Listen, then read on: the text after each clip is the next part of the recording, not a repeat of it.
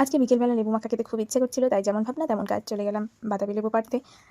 বাতাবি লেবুটা পাড়া হলে পুকুর পাড়ে গিয়ে আমাদের বেশ কিছু কলা গাছ আছে, সেখান থেকে একটা কলা পাতা নিয়ে নিলাম। তারপরে একটু ঢং করতে করতে বাড়ি চলে এলাম। বাড়ি আসার পরে লেবুটাকে কুচু কুচু করে কাটা শুরু করে দিলাম। আজ কয়েকদিন থেকে শুধু আমার হাত কেটে যাচ্ছে, তাই আমি একটু সাবধানে কাটছিলাম ভয়ে ভয়ে, কারণ আরেকবার যদি হাতটা কেটে যায় তাহলে মায়ের কাছে আর রক্ষে নেই। এবারে লেবুর ছালগুলো ছাড়াতে গিয়ে দেখছি বারবার ভেঙে যাচ্ছে। অন্যদিন তো ভালোই ভালো সুন্দর সুন্দর ছাড়ানো হয়ে যায়, কিন্তু আজ যেই না ক্যামেরা দেখেছে অমনি বান্দরামি শুরু করে দিয়েছে। তাই দেখে মা একবার বলল যে দাও আমি ছাড়িয়ে দিচ্ছি, কিন্তু আমি নিজেই ছাড়িয়ে নিলাম। এদিকে লেবুর ভেতরটা কেমন হয়েছে তা দেখার জন্য আমার আবার তাড়াহুড়ো লেগে গেছিল। কিন্তু কেটে দেখলাম ভেতরটা বেশ সুন্দর লাল রং এসেছে, দেখেই খেতে ইচ্ছে করছে। ছোটবেলা থেকে আমার বাতাবি খেতে খুব ভালো লাগে, তাই একবার আমার ছোটবেলার এক বান্ধবী শাহানাজ আর আমি মিলে আলতানানির গাছে লেবু পাড়তে গেছিলাম।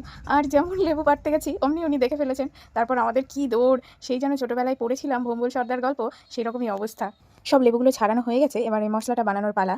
লেবুগুলোকে সাইডে রেখে এবার গ্যাসটা অন করে নিলাম এবং তাতে দুটো শুকনো লঙ্কা পুড়িয়ে নিলাম। শুকনো লঙ্কার ঝাঁঝালো গন্ধটা সত্যি সব খাবারের একটা আলাদা রকমই স্বাদ বাড়িয়ে ফেলে, সেজন্য আমার শুকনো লঙ্কা পোড়ানো খুব ভালো লাগে।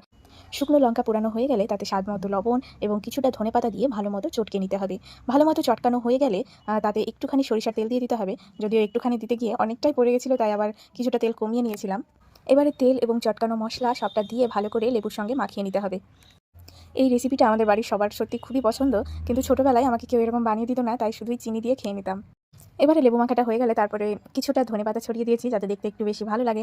লেবু মাখাটা এবারে হয়ে গেছে, আর দেখে সত্যি জিভে জল আসছে, দেখে খেতে ইচ্ছে করছে। তারপরে সবাই খাওয়া শুরু করে দিল। সবাই বেশ মজা করে খাচ্ছিল, এবং আমাদের এই সেই বিকেলের আড্ডাটা বেশ জমে গিয়েছিল। তারপরে সবশেষে দেখো নাহিদ কেমন রিয়াকশন দিচ্ছে, ওখানে আমার খুব মজা লাগছিল আর কি।